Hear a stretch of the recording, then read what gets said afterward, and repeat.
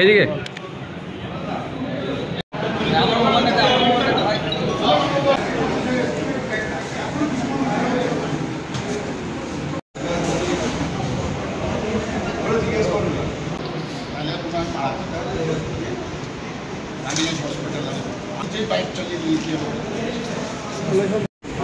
বলুন। আজকে পাণ্ডবেশ্বর থানার তত্ত্বাবধানে পরিচালনায় ব্লাড ডোনেশন ক্যাম্প করা হয়েছে।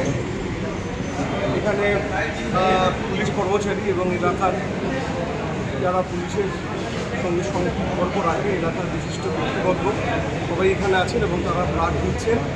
আমাদের 13তম যে রেজিং ডে পালিত হয়েছিল 1 তারিখে 1 September ADPC Asansol Durgapur police কমিশনারের তারই অঙ্গ হিসাবে আমরা 7 দিনব্যাপী বিভিন্ন প্রোগ্রাম বিভিন্ন থানা এবং ফাঁড়ি এলাকাতে হচ্ছে। তারই অঙ্গস্বরূপ আজকে এখানে এই কর্মসূচি গ্রহণ করা হয়েছে।